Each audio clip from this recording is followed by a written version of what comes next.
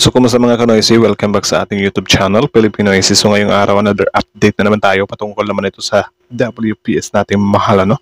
So, yun, ang video ito ay mula kay Melbs Castle. So, meron itong pamagat na China Lieutenant General dumipensa, ba't tumakbo at pinaatras barko ng China?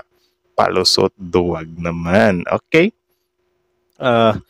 I think related ito dun sa last video natin. Last video natin na ito ngang mga barko ng China ay pinatras nila nung merong sila nakitang presensya ng US. So tingnan natin kung nagpapalusot nga ba sila or valid nga ba yung reasons nila o sadyang naduduwag lang sila.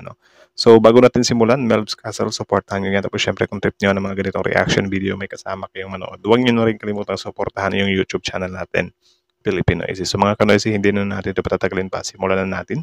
Pagkaagawin pa ng China. Again, ang pamagat ng video ito, China Lieutenant General dumipensa ba't tumakbo at pinatras barko ng China. Palusot duwag naman. So again, Melbs Castle, Pilipinoisy, like, comment, share, subscribe. Start. Ang China nang na-monitor ang aircraft carrier ng Italy at Cares. Ulit. Natakot ang China nang na-monitor ang aircraft carrier ng Italy at Care Strike Group ng US 7 Fleet sa West Philippine Sea. Kitang-kitang nagtakbuhan talaga ang mga Chinese maritime military. Pero depensa ng isa sa Lieutenant General ng Chinese military dahil daw to sa bagyong Entei o mas kilala bilang Super Typhoon Yagi. Para raw to sa kaligtasan ng mga Chinese forces kaya pinauwi. Talaga ba?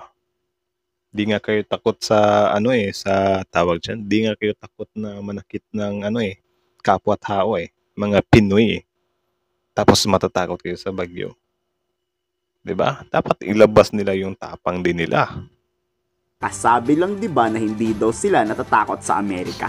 Pero bakit inalmahan na naman ang presensya ng US Navy sa West Philippines? Siyempre. Tapos sabi pa kung gusto raw ng Amerika ng peace in the region, lumayo kayong Amerikano sa South China Sea.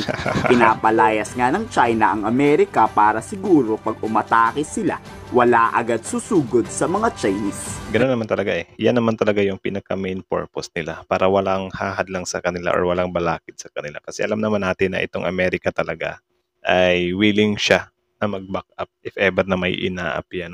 So yun. Play. It has been strengthening regular army deployment and conducting constant highly targeted military drills. And it has also been provoking confrontation, showing military of the region and shaking the foundations of other countries' development and prosperity. Bilis naman. We should be highly alert to what the US has done and its intention. Di mag-alert kayo. Bahala kayo dyan. Imbestigahan nyo yung US. Tingnan natin na.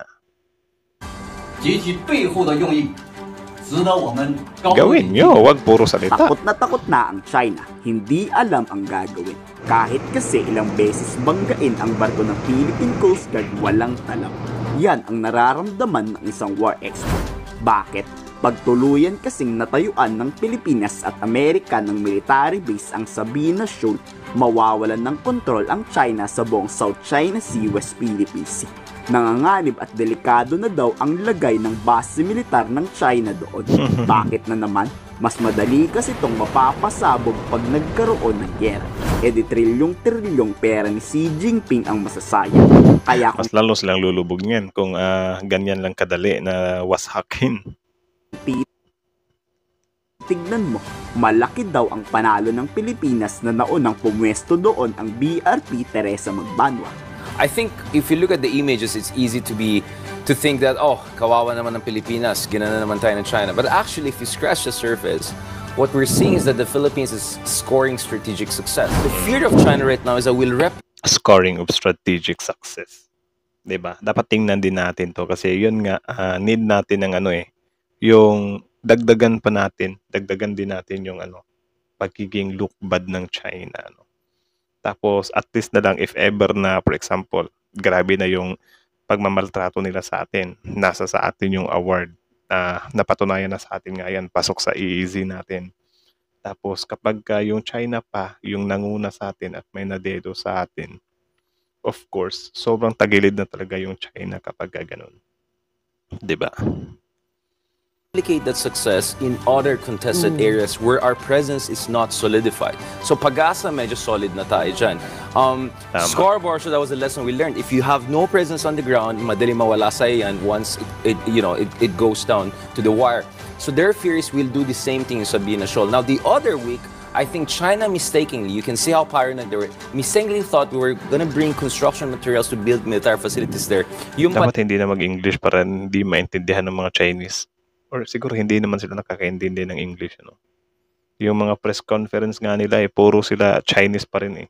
Dapat magsalita din sila ng English, ano.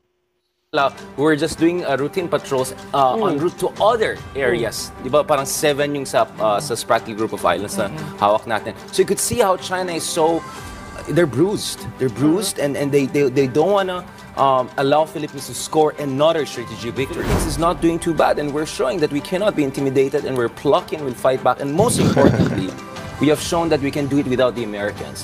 How many times the Americans offered to escort us, to be more in your face to China and Germany? Parang ang katigasan din kasi ng Pilipinas yung pinapakita natin dito eh. Yung pagtindig ba? Yun yung pinaka yung tawag dyan. I think part of the strategy nga. Yeah. Bronner said, no, we can do this on our own. So we're keeping the American option while telling to the world we can do this on our own. So, talo na ang China sa patigas. Ang kaso nga lang, papaano pag mas lalong napikon yan at nagpaputok? Ano na ang susunod na plano ng AFP? Amerika na ba ang bahala pag ganun? Kayo sa tingin nyo, ikomento sa baba ang yung salogin. So, yun lang naman. I think dito na. Okay. At least, na siya. Mag-i-stop na siya. So, yun lang naman mga kanoisi. So, kayo ano masasabi nyo dun? Melb's Castle, supportahan nyo yan. Original video link in the description box below. Tapos, syempre, kung trip nyo ng mga ganitong reaction video, may kasama kayo manood. Huwag nyo na rin kalimutan supportahan yung YouTube channel natin, Philippine IC. So, kita nyo naman yun. Diba? Na yung pinaka-strategy talaga natin is yun nga, yung makipagmatigasan, tindigan natin. Tapos, at the same time, din naman, meron tayong backup na Amerika ba. So parang yun nga ang sabi dito ng war expert na parang hindi na mamalayan ng China na sa kanilang sunod-sunod na panggigit-git, panghaharas sa atin. Bali, parang minus points sa kanila yun or minus, anong tawag dyan? Hindi naman siya tiwala eh. Or sige sabihin na lang natin na mas lalong magagalit sa kanila ang buong mundo. Pero at the same time, sa atin, mas lalong papanig sa atin yung mundo. Kumbaga sa scoring yan, puro tayo kuha ng score. Yung China naman, puro bawas.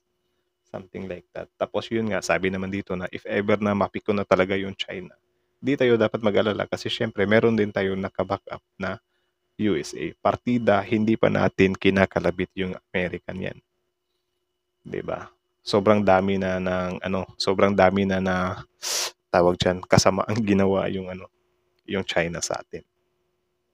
So, pasensyahan na lang talaga tayo sa China, kasi wala talaga naisahan natin sila puro kasi sila puro sila damdamin, puro sila yung aggressive sila masyado. Yun, yung grabe yung lantaran talaga yung pagiging aggressor nila. So, yun.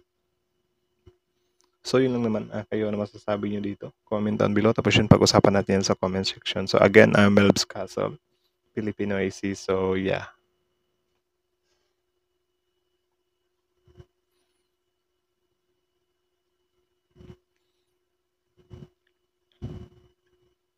Natawa din ako dun sa sa excuse nila na yun nga, meron ng parating na bagyo kaya sila nagpulasan. Talaga ba? So, nagkataon lang yun na papunta din doon yung Amerika. Kami ba'y pinagloloko nyo? Or takot lang kayo na makita ng buong mundo kung paano din kayo mangilag sa Amerika? Alam nyo yung tipo na sobrang laki nyo na bansa. Tapos ang nakikita ng buong mundo, yung Pilipinas hindi nangilag sa inyo. Kasi pinaninindigan or tinitindigan namin yung teritoryo namin. Diba? Doon pa lang makikita na ng buong mundo na uy, grabe ang tapang ng Pilipinas. Kahit sobrang laking bansa yung binabangga nila is hindi talaga sila nagpatinag. Tinitindigan talaga nila. Kung nasan talaga yung tama, dun talaga sila. Tapos ngayon, nung pumunta yung US dyan, bigla kayong umalis. Bakit? Takot kayo na makita ng buong mundo na, uy, kita nyo yun? Yung China, nakakita lang ng presensya ng Amerika, biglang umatras. 'Di ba? Yun yung iniiwasan nyo. Yung mag-look weak kayo sa ibang bansa. Kami, weak naman talaga kami, Pilipinas, over you. Pero syempre, mga tawag dyan, titindig kami. So, again, yun lang naman. Comment down below your opinion, guys. Tapos yun, pag-usapan natin yan sa comment section. So, yeah, Filipino AC, Mel's Castle. Like, comment, share, subscribe. Filipino AC is out.